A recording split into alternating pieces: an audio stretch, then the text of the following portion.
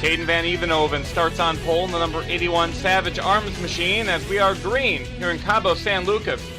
This is the first time we're at this racetrack. Brand new facility, just built. Not a lot in the infield yet, but they're hoping to expand for the future. Van Evenhoven gets a good lead over the 55 of AJ Green, and he's going to take it down this back straightaway. Now this straightaway is very interesting. It's got a bit of a dog leg, kind of like the Phoenix Raceway, which we're going to next week. Small kink in the back straightaway that makes it a little uneven. These drivers will have to traverse that, as well as these high banked corners. You're going to see a lot of drivers getting momentum on the outside line, being able to slingshot past each other like they have in practice. Andreas Allen, the number 39, had a great start this weekend, but from 4th place is going to lose the motor, and be careful. Driver's going to try and navigate their way around the 39. He's going to try and get down to the inside line. Brian Fox almost runs into the back of him, checks up just in time. This is going to hold up the 93 of Annie Thomas, as well as several others. Allen pretty upset about this engine failure. He was very confident in his car, and this will be the second DNF in a row for a season that looked to be wreck-free for the most part. Well, in terms of going out of the race, he would limp it around the racetrack without incident. Near the back of the pack, as a result of drivers getting stacked up, Blake Camphausen is going to get into the wall, the number 441. Slides it up there, nearly gets turned around as this car really dug into the outside wall. He's going to lose the pack, but he's going to keep going. Hopefully he doesn't have a tire rub on that machine. Ike Durbin, car number 86, right in 2nd place. He's going to get a challenge from the 55 of green. There goes Allie Nelson, and this is why that back straightaway can provide some great racing. And look at that, how quickly the 86 is able to pull away on the outside line. Durbin able to hold on to the spot, having a good race in that number 86 machine. He's been needing a good run. A lot of bad luck for this team all season long. In fact, you can say that by about a couple drivers up near the front. Driver that's having bad luck this race is DJ Kurtis in the number 33. Having a bad weekend, just hasn't had the speed in practice, didn't do well in qualifying, and he's currently running around 30th place. He's the points leader, and he's got a huge points lead over the rest of the field. But this could be a weekend where everyone can catch up as Jerry Guerra gets up into the wall in the 71. This is why Kurtis is a little unnerved to be back here, because he's with some drivers that have a habit of getting into the wall and wrecking. He's got Lagsy ahead of him. Flintstone's been in many wrecks throughout the year. There's Green. Todd Villaris is back here. Not where the points leader wants to be, but he's hoping that he can keep a clean nose and salvage a good day after this weekend, which has been very trying for the number 33 team. And we've got smoke on the inside, and caution is out, the first caution of the race. Let's see what happened. Derek Hamill in the number 34 lift car gets sent into the inside wall hard by Skylar Johnson. Heavy contact for Derek Hamill, and this is the second week in a row he gets wrecked out early. Hamill comes to a stop on the front straightaway. Let's take it on board with Derek Hamill and just see how intense his impact is. Ooh!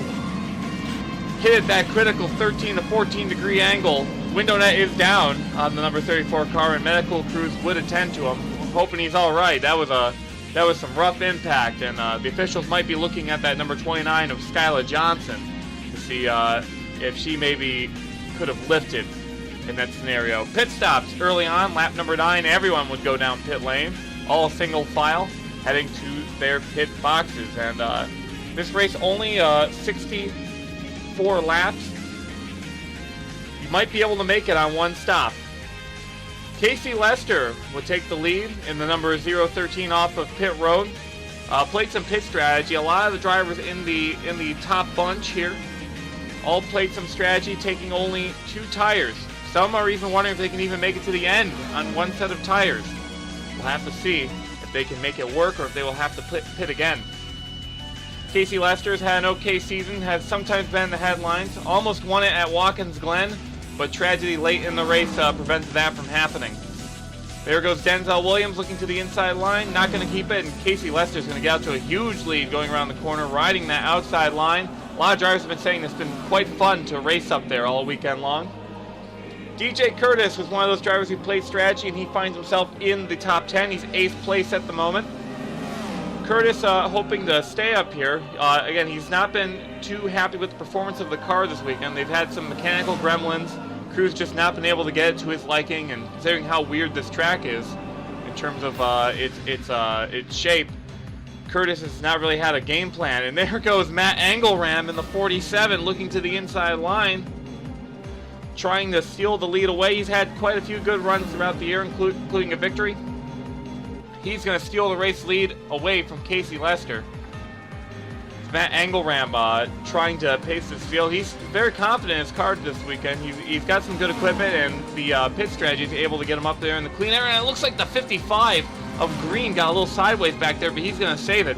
Good job by AJ Green. A typical race weekend that would result in a spin for him. But Engelram able to take the lead out front, lead him to the line. But we soon have a caution as Alex Rowe gonna turn Brandon Crasta, makes contact with him, ping pongs up the racetrack, gonna collect Taylor Price. A couple cars involved, and Jerry Guerra is on his lid. He's rolling down the front straightaway, and he's over the pit wall. In heavy contact between Benoit Leclerc-Ravine and the 36 of Rowe. Guerra is upside down on the front straightaway, and the caution is out. Big crash. A lot of cars involved. Let's see what happened here. So these two got together after running a little bit too aggressively.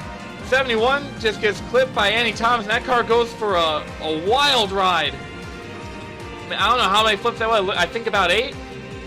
So many flips for Jerry Guerra, and this is the second week in a row we've had a big wreck somewhat early on. Here's on board with Jerry Guerra. So you see the happening in front of him. Freddie Munoz is just barely going to get away from it, but Guerra gets tapped, and look at this. This is a wild ride. He's going to land on his lid. We're going to lose the camera. But Jerry Guerra would get out of that car all right. Here's what happened. Almost went 4 wide coming off the corner. And just Alexander Rowe gets a big shot from one of the other drivers right there. It looks like it was actually Kyle Collins that made contact with him. That would stop Kyle Collins dead in his tracks. Alexander Rowe would be out. A couple of cars going out after this one. Some cars just getting some severe damage. And here's one more angle just to show you the stationary cam. See how this all played out in real time. And you can just see that 71 car. Watch out, pit guy! Woo, that man is brave down there at the edge of pit road, standing in the face of danger. But that wasn't the only exciting thing that happened under this caution. The race back to the line. Denzel Williams able to get underneath the number 47 of Engelram, who just loses a lot of momentum on the outside line.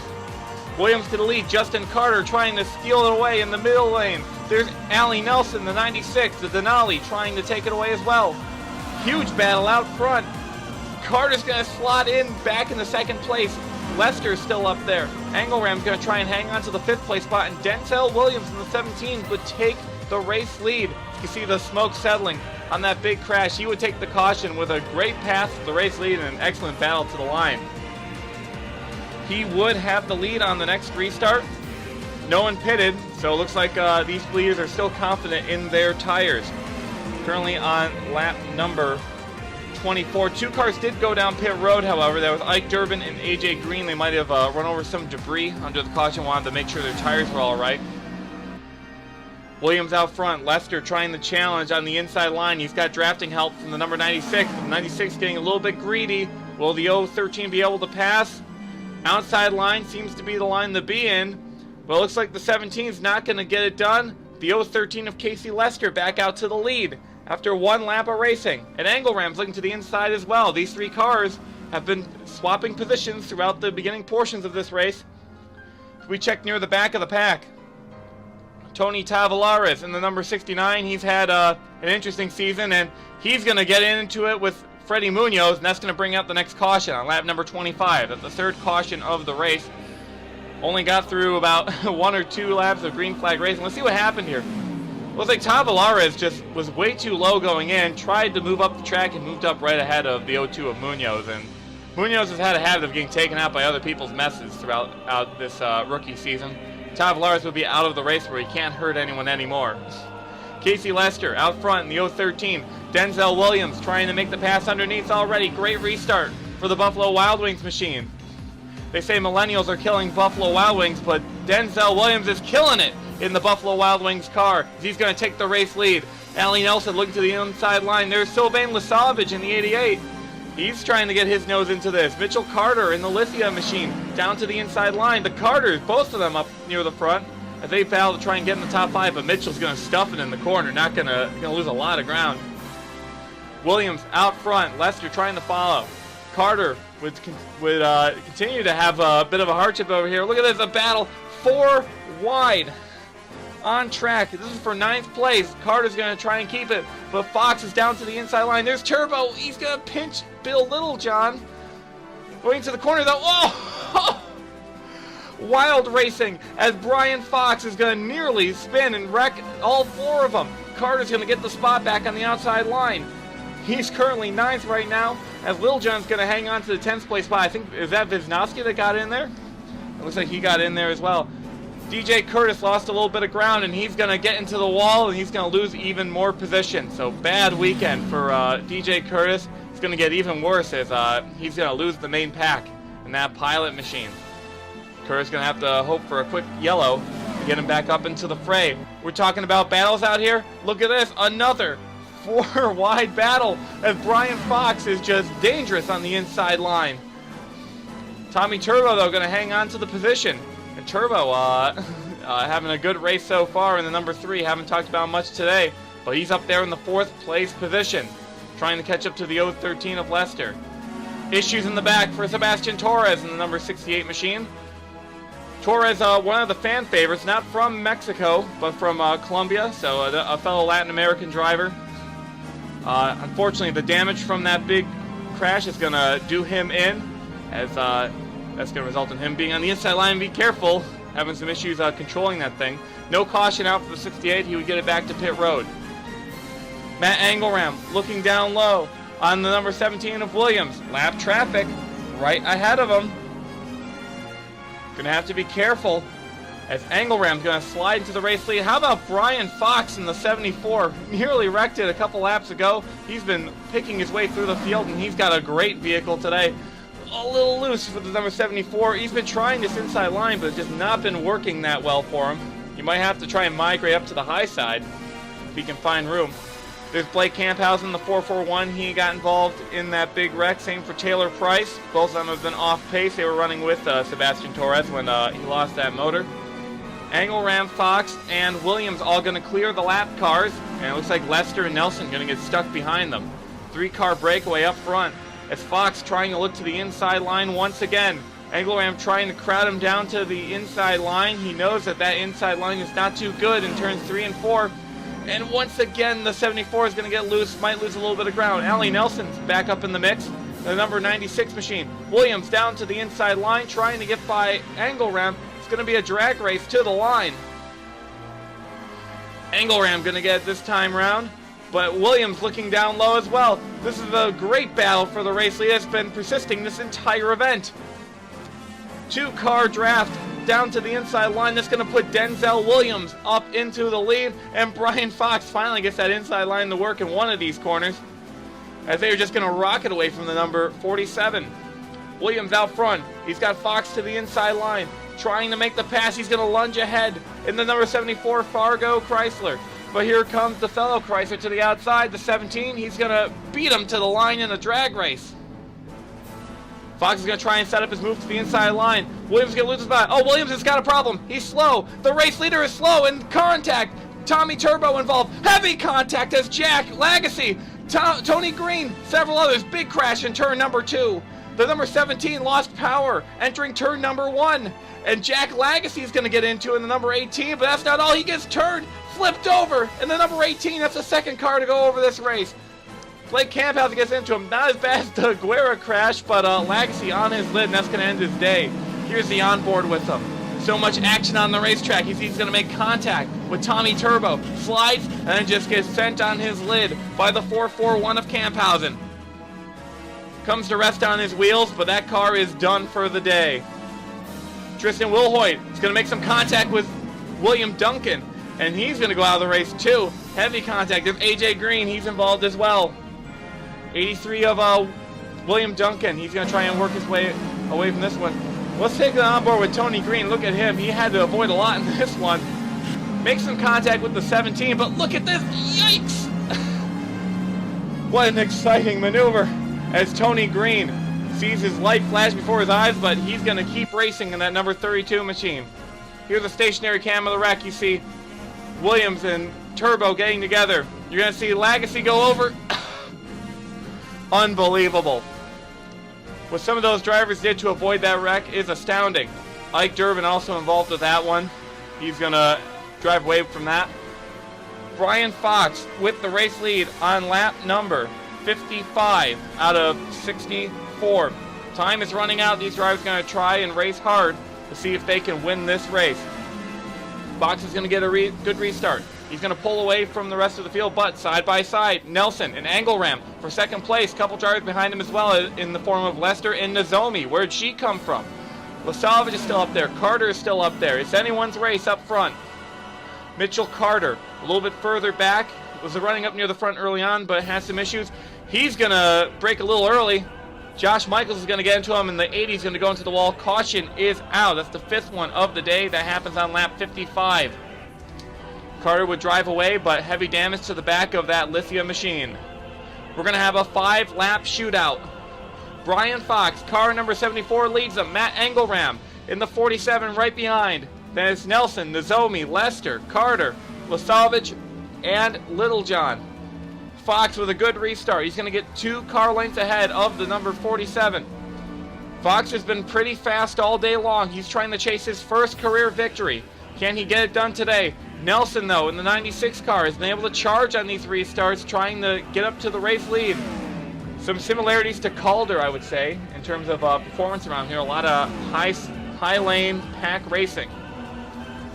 Tony Green in the number 32, while he was able to avoid most of that contact with the number 17 has done some damage to the 32. He's way off the pace, and he's going to lose the pack. He's just barely meeting the minimum speed to be able to compete out there, so he's just going to try and finish this one out, limp this car home. I don't think the leaders will have enough time to catch him so late in the going. Grayson Acevedo in the number 45, he's going to end up pitting for a splash of fuel. Looks like he did not manage his fuel properly, or maybe they just didn't get it filled up properly on their first pit stop, but he'll have to lose some time to get that car serviced in the late going. Up near the front, we have the spotlight. Small Nozomi in the number 20. She's going to make a pass for second place on Matt Engelram. Small Nozomi has had a fairly quiet season, had one really strong run at Cape Town. Almost won that, but had some issues on pit road. But Nozomi's got a fast car today, and she's going to try and chase down Brian Fox to see if she could get her first win of her HARC racing career. This is her rookie season in the Purple Tough machine. Small Nozomi, one of the shortest drivers in the field, trying to get a big win today. She's going to slot ahead of the 47 of Engelram, trying to catch the 74 of Brian Fox. Has a bit of a drafting help from Matt Engelram. Let's go see if she can get it done. We have to go back a little bit, though, to spotlight Robert Piet. Started 39th on the grid, has had a very quiet race. He finds himself up near the top 5, 6th place, as he's trying to get around the number 96. Nelson's going to lunge ahead, but nearly getting to the wall. Piet's got a good car today, and he's going to try and get a solid performance at the end of this one, as Piet, the defending champ, has had a very quiet season. Not too many breakthrough performances like he had in the Can-Am Tour. He's going to duke it out with Allie Nelson for that 5th place position, trying to crack the top 5. A couple other drivers trying to battle with him, but on the final lap, final couple of corners, Brian Fox has had the equipment throughout the second half of this event. Fox has been very impressive, has been really diving into these corners, very aggressive, and it's all going to pay out as Brian Fox will get his first career HARC Pro Series victory. Congratulations to Brian Fox. Great performance all race long. Got involved in a lot of battles, and just think he almost got taken out of it very early on when Andreas Allen lost that motor right in front of him. He only ran into the back of him. He played it smart all day. A lot of great maneuvers, and he's going to win here at Cabo San Lucas in what was an exciting debut event for this racetrack. Hopefully we come back here again. This was a lot of fun. The drivers make their way to pit road. We'll go through the top 10. Brian Fox got the win, followed by Small Nozomi, a career best finish.